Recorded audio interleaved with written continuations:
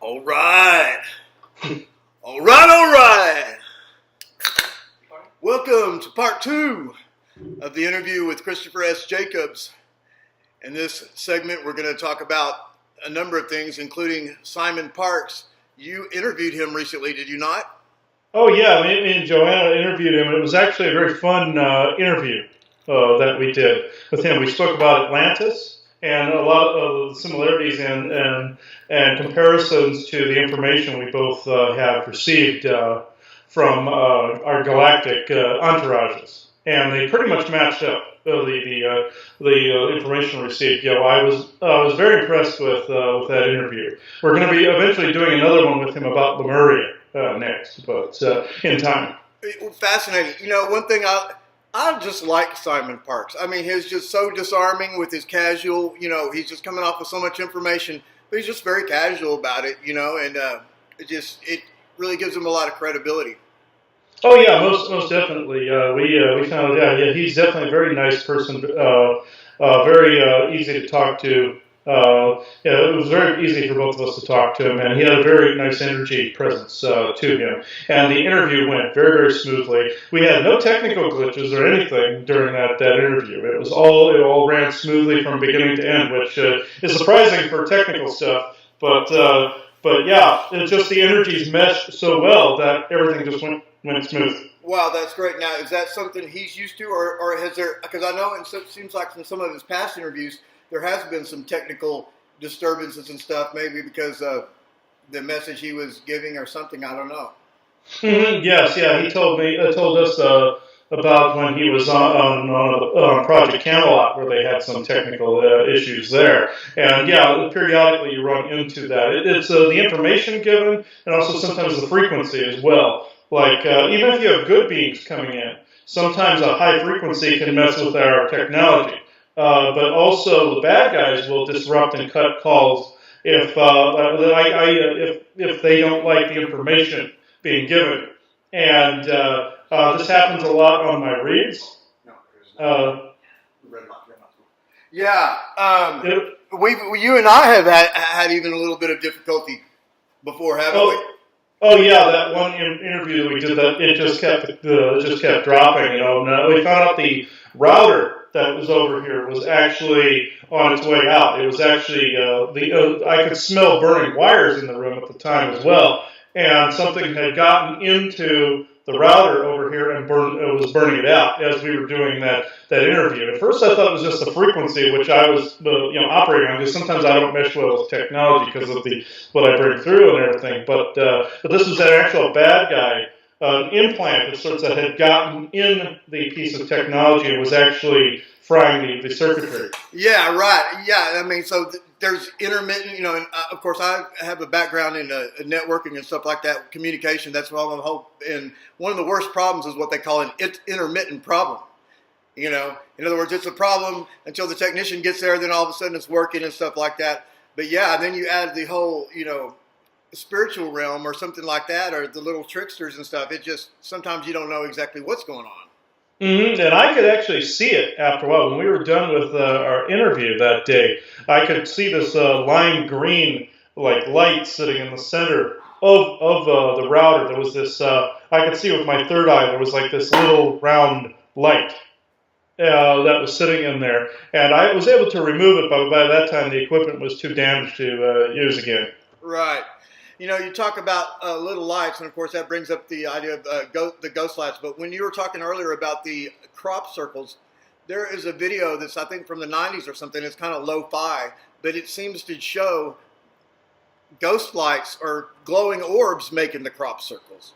Mm-hmm. Oh, yes. Jermaine showed this to me, how he actually makes these some of these crop circles. He's not the only one doing it. There's more than one group doing it. Trying to get messages to people, but his group, I call them future humans, and they're the main majority of the crop circle makers out there, and they actually take these orbs that actually are mechanical, but they are energetic at the same time. They're not like the harvester orbs or the spook lights that emanates microwaves. from them to be able to create these different elaborate patterns. That's why the crops end up exploding from the inside out because they're being hit with microwaves. Oh, so there's regular hard technology that does it. There's a number of different ways that crop circles are made. Yeah. There's a couple of races that actually do these. There are some messages that basically from Jermaine's group, and then the Greys and other groups have done their imprints in the crops as well, from like ships landing and everything. But the grand majority of them you see anymore are messages from Jermaine's group. Fascinating. I've also heard this other idea. I don't know if it's true, but that some types of these crop circles are actually a natural phenomenon, maybe made by the morphogenetic field of the Earth, but yet the intelligence agencies or the cabal or whatever has devised some technology to hijack a natural process and therefore, put their... Oh yeah. They've hijacked a lot of these natural processes. So that one I don't doubt. I haven't seen that one. I also know some of the Garthan groups are doing that too, where they're hijacking natural energies to make some of these things as well. So I mean, if they wanted to, they could put a big Coca-Cola logo out there if they wanted to, couldn't they? Oh yeah, most definitely. They could do it in rock. They could do it in ice. They could do it in dirt or crops. They could do it in any of these different mediums. I've heard of this was many years ago. I heard this back in the 90s. There was somebody who reported a crop circle pattern on the side of a glacier, and it was the perfect pattern, and it had the same radioactive signature as the other known crop circles, but it was on the side of a glacier. Fascinating! Wow, that's a trip. Mm-hmm. I don't know if we've still got access to Isaiah, but when I was showing you those pictures when we talked last time of some of the pictures I took of the petroglyphs. Of course, the ant, like features of the head or whatever. But you remember how they kind of almost had like triangular bodies? What is that? That's just some of their thorax mixed with a little bit of the. I don't want to say exaggeration of the artist, but they were just trying to depict what they were looking at. And some of these ant people have like a beefier upper body, and they have like this double thorax thing going on that comes up from the center, where they can actually fold their thorax in and walk around. Some of them can walk around like a beetle, and they can actually fold in and walk around that way. Isaac showed me that there's like this center thorax that can expand out like that and fold back in on itself. They have that ability. Wow. So they're not. Do the ant people wear clothes or armor? Armor sometimes, yes, and they have technology. Sometimes they wear like headbands and armbands and stuff like that. But they do have clothes, and some of the insectoid races out there have clothes too. Like I have a guy by the name of Bugnasi, and he's a mantid, and he actually wears a uniform, and he has the body of a human. He's green, but he has the head of a mantis. And he has like the mandibles instead of the jowls like Isaac has. He has the mandibles that pinch. Wow. Yeah. There's in Utah, and there's so many depictions of these ant people, and they're usually maybe guiding people or helping them go underground or something. But one of the most peculiar ones is actually one of the most high quality ones, and it clearly depicts, there's no way around it, them flying through the air like Superman. Mm-hmm. Oh yeah, they have the technology to do that, and some of the other beings that have mastered the molecular cellular solid abilities from transmuting matter to energy can actually fly around like Superman. I've actually heard of this happening before. Michael, I found out, he does have energetic wings, but he actually also uses his armor to fly around with like Superman. I came to find out he can actually levitate and do all these other things. His physical form can. He has an energetic form and a physical form. And his physical form looks like a big Viking warrior, and he can actually, his armor allows him to actually fly around like Superman. Wow. And you've mentioned during this interview and the part one of the interview, you've mentioned Michael a number of times now. Are you talking about the Archangel Michael? Yes. I came to find out his group don't like the term archangel for one reason. It basically is akin to archon, and they don't like that. It's more like a dark messenger. Yeah, I wouldn't want to be called that either. Yeah, I came to find out, interestingly enough, about angels. I came to something very interesting, also very slightly disturbing, but also annoying to me as somebody who bilocates to to try to solve problems and everything. Recently, we've been running into what I call this the Seraphim group, because they have this angel look with these wings on the back. They look like Nordic. They have blonde hair, blue eyes, and they have these white feathery angel wings that come out of the back. And I came to find out they're genetic augments. That's where this actually came from. The Anunnaki created this class of soldier that we later called Seraphim. And Isaac called them the conquistadors of time and space, because they were conquerors. Basically, the Anunnaki were conquerors. And these were some of their foot soldiers, along with the Draco reptilians, these winged seraphim guys. And these guys are very telepathically adept. They aren't degenerated like the regular Anunnaki are, the melted forms. They're not like these melted, spindly forms. These are actual, like, blonde-haired, blue-eyed, German-looking, in some cases German-speaking, half reptilian, half Nordic winged seraphim. And these are actually depicted in some of the paintings that you see, of where, like, Michael defeating Lucifer. Well, it actually was the other way around. Lucifer was part of that group, and it's actually one of the winged angels with the sword was actually these conquistadors of the time and space, and not the one being stomped into the earth. That was a giant from either Maldek or here that was actually being defeated by one of these winged seraphim. Wow, fascinating. Yeah, and I came to find that out because everybody's focusing on that image, and they're actually the bad guys. Right, and so some artist, whoever the famous artist was that did that, they were somehow inspired with this image. Mm-hmm. They were getting a download from somewhere, like maybe their soul was in that time or something. They were getting some flashes of a past life, and they were seeing the winged, I call them pretty boys, because they're like this weird androgynous looking form. Naturally, there are no androgynous species, from what I can tell. This was a genetically created in a lab species, that they did not want to have them procreating. So they had no genitals or any way to procreate. They were basically both genders. Yeah, it was a way to control them, I guess. Yeah, a way to control their creation, so their creations didn't come back out, basically. Yeah, like AI, people are worried about what AI is going to do with us, because just whatever, I don't know what's going on with that. But now when these beings were fighting, with the armor and all this stuff, and I want to also ask you about the Anunnaki, because what do they appear differently now than they did back in the Babylonian times? Yeah, from what I understand, they came from a parallel universe. They tore across space-time. They came from a dimension where basically source code out there was basically saying, okay, your marked this particular universe is not something that is needed in any of the other expressions anymore. This is going to be basically shut down. Kind of like if we were shutting down a computer server or something we didn't need. Yeah. And what is your doggy just messing with you there? No, I was trying to get this machete out of this dang log. Oh, okay. So I can put another one in there. What I came to understand about these beings is they're actually a version. Some of them are a version of us from a different cataclysmic future. And this is where the Greys / Archon / Anunnaki actually originate from, was a parallel universe. And that's what they the version of us from, like, another future where we went into complete brain power. And our environment basically was stripped clean, and that's where the whole Nibiru mythology comes from.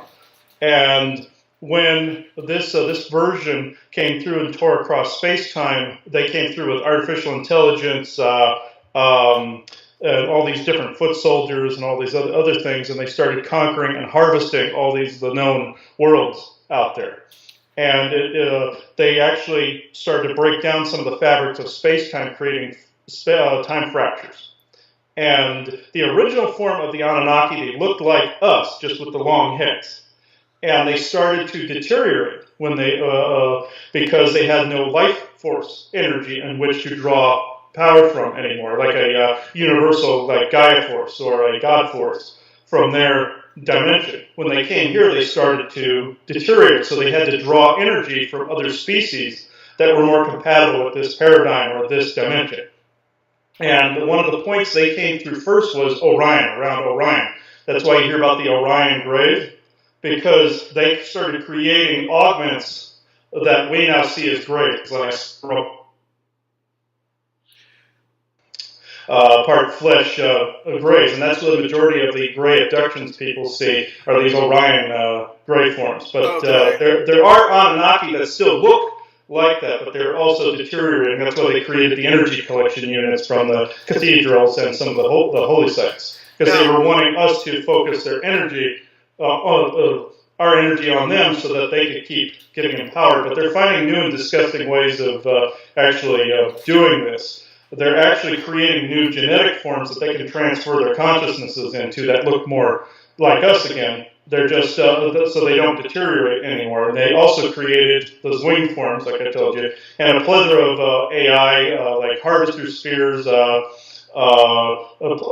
like geometric shape type harvesting units for harvesting energy, like geothermal and planetary energies. They have a plethora of different forms. People generally don't know what form they started out as. I tried to trace it back, and I found out it was the original long, elongated skull forms that you always see, and in the robes. And they started creating all these weird familiars, like these different augmented creatures from all these different DNAs that they had harvested and taken genetic material from. Wow, that's fascinating. So, like, say these genetic experiments, or even like we have the armored angel fighting against these other entities or creatures. Now, is this all in the physical realm, or is there something between the astral realm and the physical realm? Or like a long time ago, was everything more subtle than it is today? Well, a long time ago, all this was out in the open. This was we're used to it always being in the background and unseen. But back in the times of the old wars, when these Anunnaki invaded this star system, everything was out. These wars were all out in the open.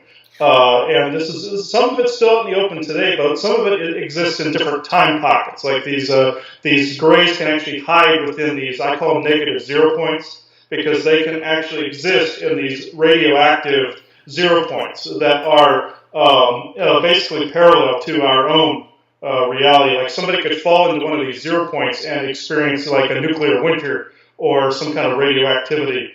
We start it over. It stops itself when you push the button again. Yeah, fascinating. You know, it's sometimes it's a lot to wrap your mind around.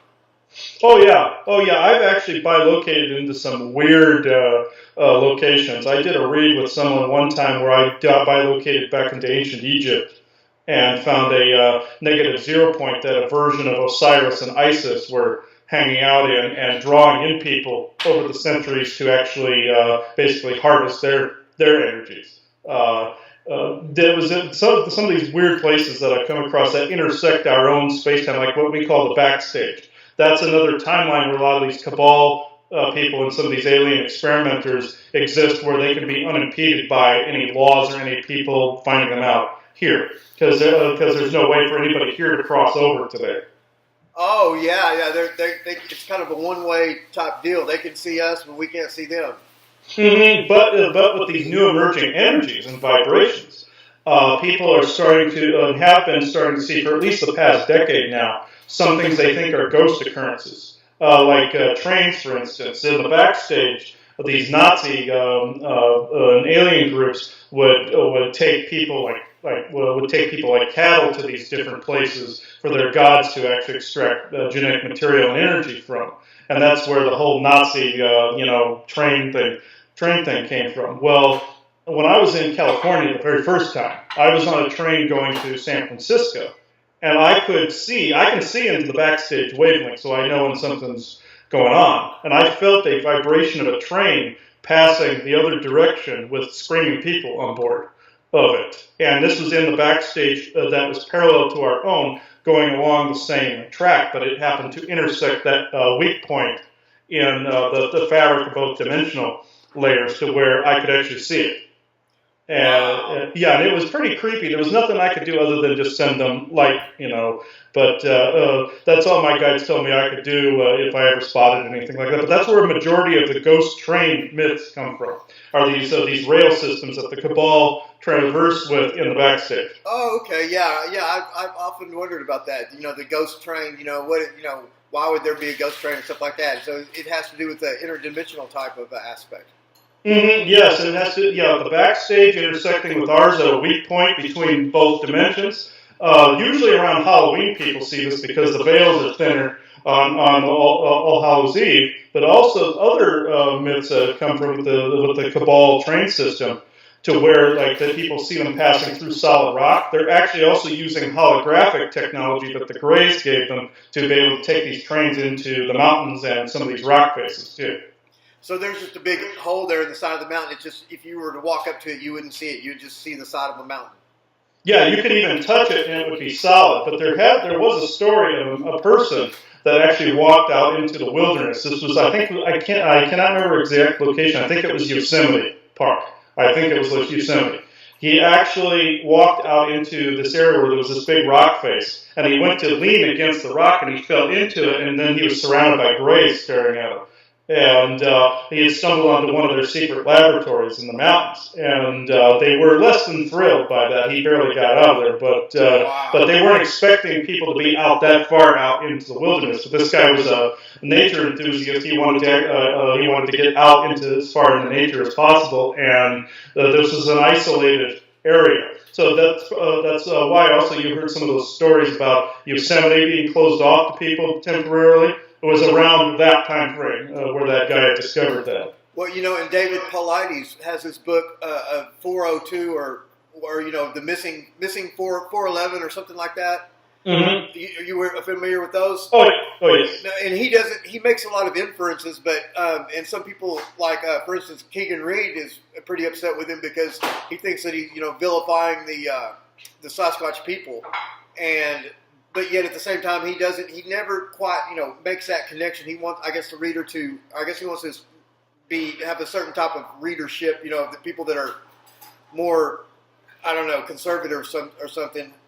But but he has really drawn a parallel on these national parks.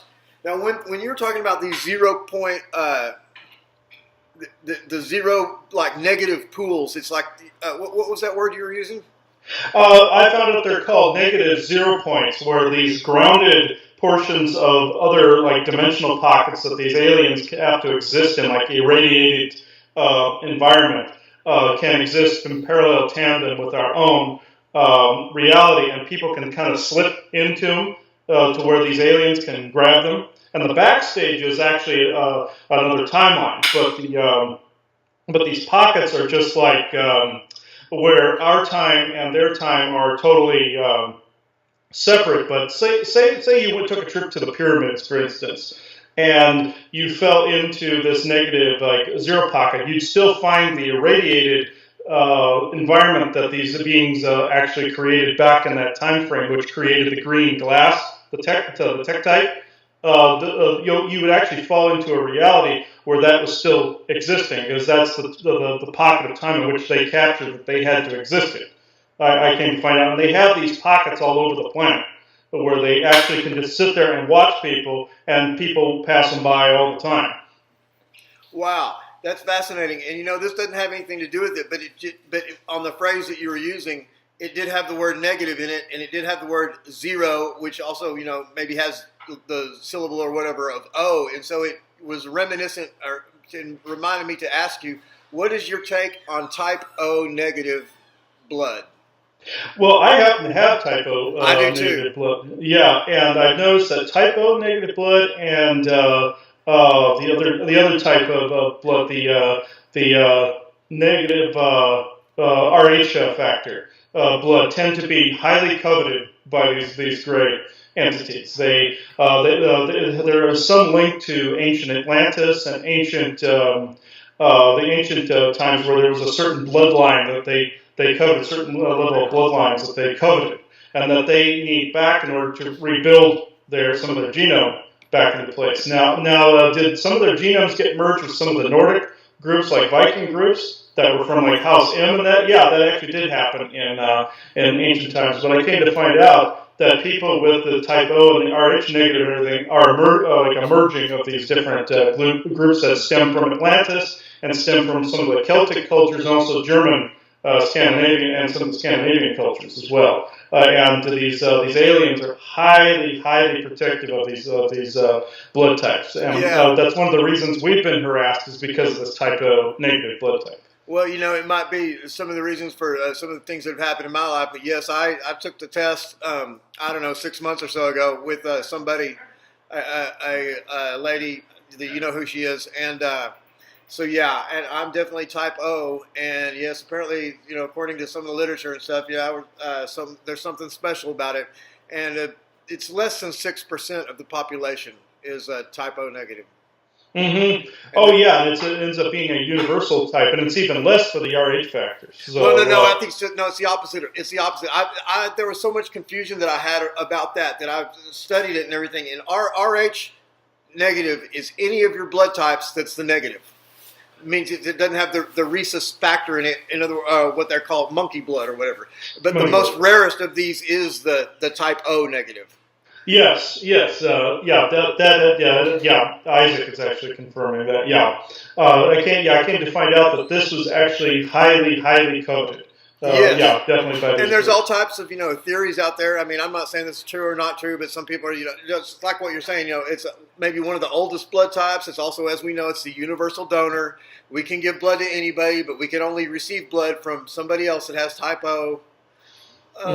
Maybe a high copper content. I mean, no matter what they found out about it, there's undoubtedly more to it than what we know, probably. Oh yeah, I know there's more to it. It's like the type O have a higher adaptability rate and a higher something. This is a little bit out of my grasp here, but I can actually feel like there is something else there that they're actually drawing from this, not just blood or genetics, but there's some other energy they're getting from it. Yeah, and you hit upon the right word, and that's adaptability. And I don't know if that's the exact word I've heard, but there is that aspect having to do with when they're dealing. There's adaptability, and then there's the opposite of that, which is more of uniform type deal. And yes, that's the one. Yes, that is one of the very traits right there, the adaptability. Because they cannot, in their current form, they cannot adapt like we can to different environments. They have to stay in their zero pockets, basically. And they cannot. That's why generally people don't see them as much as they feel their psychic influences, because they can't always come in contact with us outside of like other human groups doing their work for them. Yeah, because we're toxic. Basically, we're toxic, except if we have that type of right. It's something they fear, but something they desire at the same time. It's kind of a two-sided coin, and also it makes us more adaptable, somewhat, than the average human being. Not only just compared to them, but compared to other people.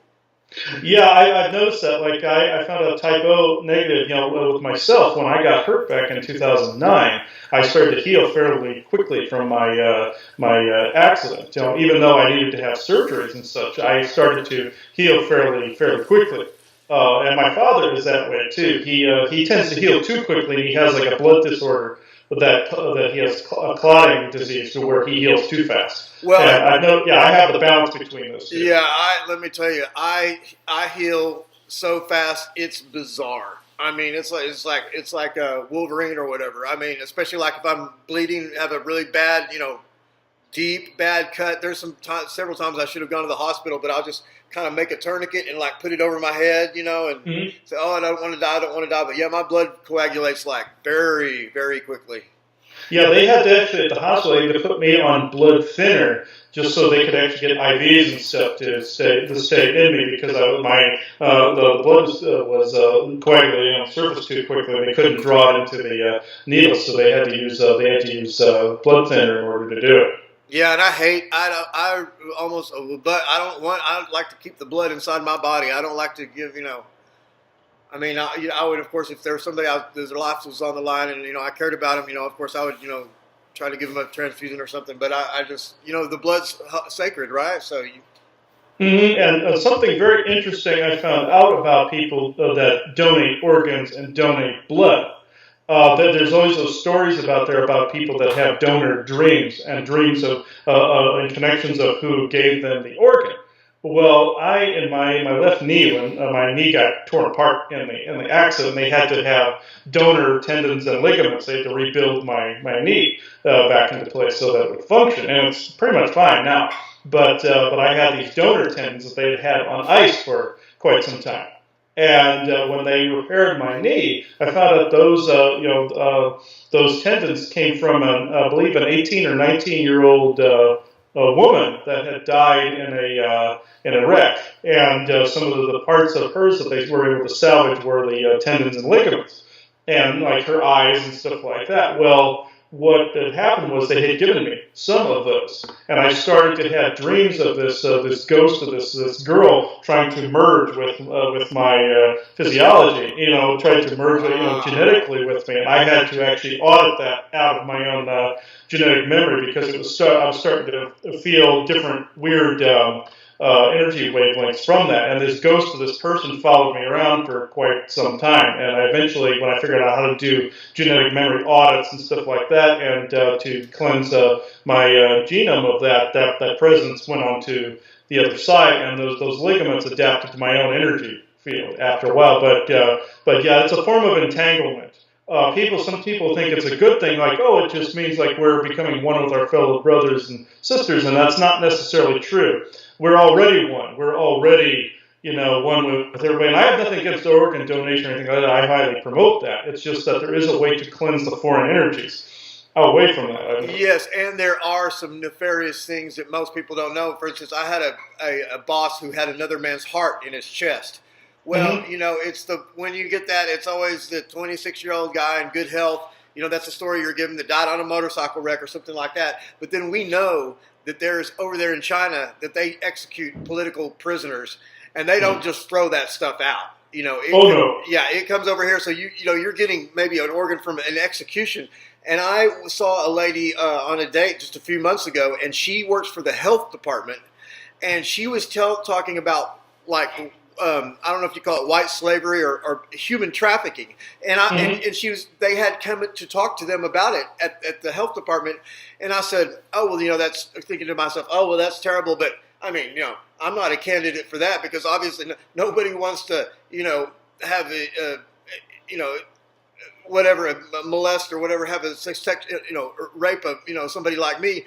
I found out that's not even the big worry these days. And yes, anybody's susceptible, and guess what it is? It's for your damn organs. They'll kidnap you, and you wake up in a field somewhere, and your appendix are gone or something. Yeah, I found out the Greys, when they steal organs from people, they put this is what causes like kidney stones and stuff like that. They will actually take a cloned organ of lesser design and put it back in the person, and they take the better one. Like say from a type of negative person, they will take this adaptable organ, put it in, augment themselves with it, to put it in their own bodies. But then they create that clone so that person has some health conditions later on in their life. But I also came to find out, this is something we haven't told anybody on the shows as well, I came to find out that, like what you just said about prisoners, I came to find out in our prison system, there are actually some facilities that are below the prison. The prisons that these alien groups and cabal human groups hang out in, and they're actually taking these organs and such for these alien groups to clone from and to benefit from for themselves. Yeah, I that makes total sense. And just as when these professional sports stadiums are collection centers for all these emotions and stuff, where they can maybe harvest that somehow. Imagine what a prison is, Oh yeah, and the energy too. I find ghouls and Draco reptilians wandering prisons all the time. They're harvesting the energy and the genetics from these different. And as the viewers know, I'm not as hard as they come just by happenstance or something like that. It's through and I wasn't born this way either. It's just unfortunately it was a hard time I done in the Texas penitentiary system, and so yeah, I can attest to that. It's a fear factory.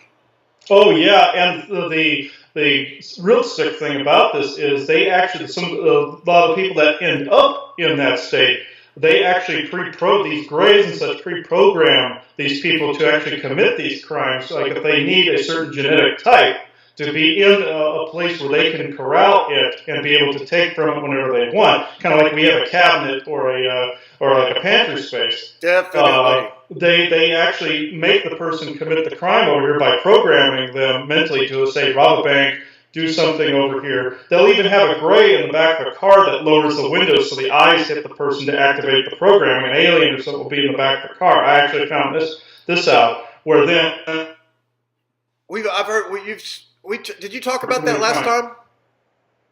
I've heard that. Yeah, and this is where they lead them over to the prison, like a prison, where then they have better control over their genetics, over their energy. Right. And another thing that I've found out that they can do in these prisons, and I don't know, it's not maybe not always for good purposes or bad purposes, or not even putting a good bad on it, but when they need to, for whatever reason, maybe a future political leader or something like this, when they need to harden somebody up, they just throw them in there.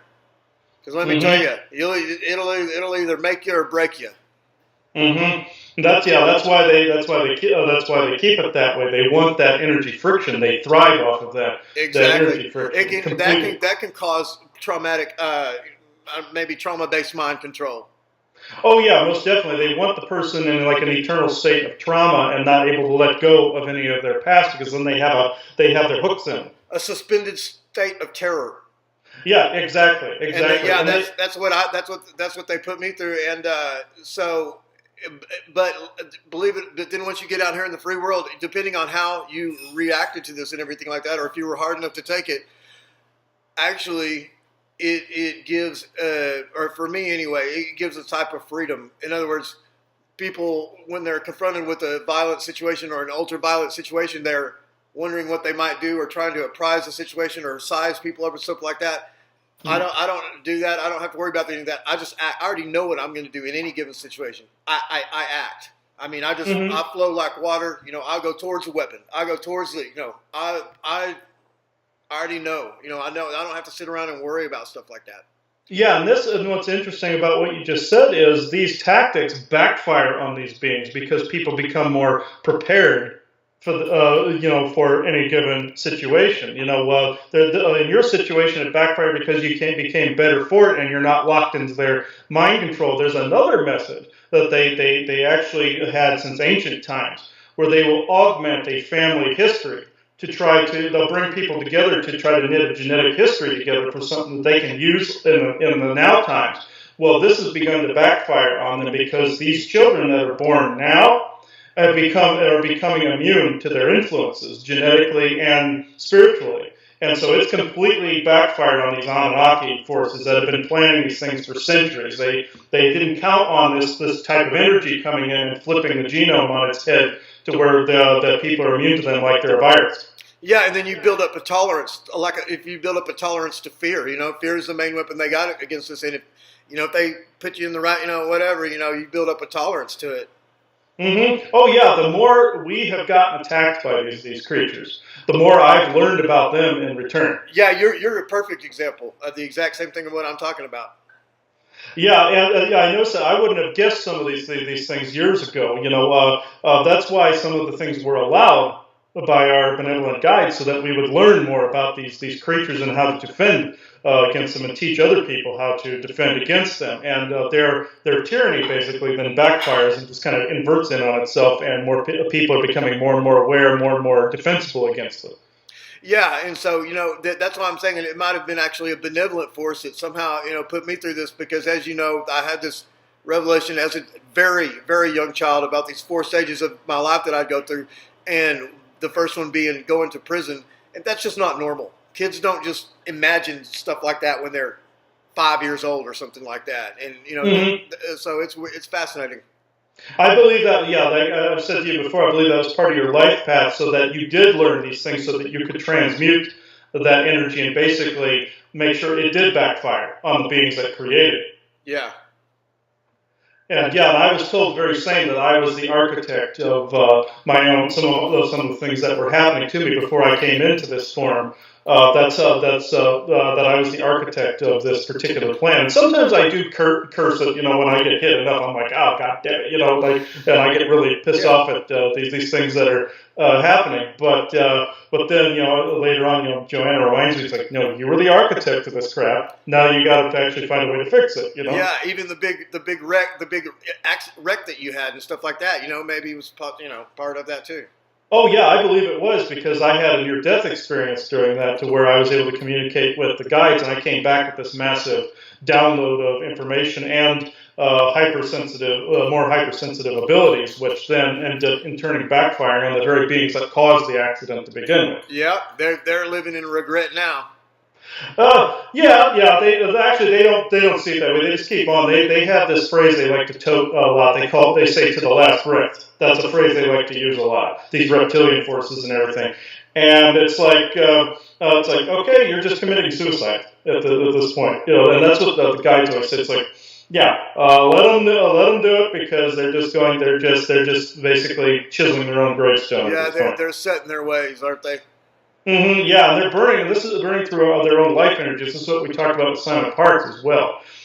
He's experiencing the same things over there, where these bad guys are stepping it up so much they're burning through their own necessary life force. And my guide Simeon basically went, let them frickin' do it, because they're just going to burn out like a rapid fire. They're going to burn up all the oxygen and then go out. Yeah, more power to them.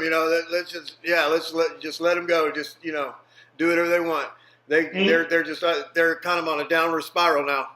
Oh yeah, they're on an extreme downward spiral. I always tell people, don't accept their bullying, but at the same time, they're just burning through their necessary life force, and they're going to be gone within the next 2 decades or so. So yeah. At least next decade, yeah. I tell you what, Christopher, man, it's been a great talk. This has been definitely one of our better talks. Mm-hmm. Yeah, I actually enjoy doing these with you. These are actually fun, that they're so free flowing. Yeah, and there's you come across so much information, and I learned many things new, on every encounter we have like this, and so let's do it again next month. Oh yeah, most definitely. I look forward to it. All right, man. Well, ladies and gentlemen, that is Christopher S. Jacobs, and this has been another episode of You Don't Know, huh? You don't know, so don't act like you do. Bye, Christopher. Bye-bye. Have a good day, Ian. All right. That was fun. Yeah, it was. Yeah. We'll have to come up with show topics for next time. I'm pretty sure I got a bunch of stuff in my arsenal we can use. So. Well, yeah, kick some of those ideas off me, and I'll do my own type of research on it and stuff. Okay, yeah, and then we could get your information and collaborate with my information. That'll work. That's what we did with Simon. So yeah. Well, I'll have these videos here out in the next few days. Okay, and I'll put them on the website. There are links on our website to your YouTube. Oh, so. Kick ass. Yeah. All right, man. We'll talk to you later. Talk to you later. Bye-bye.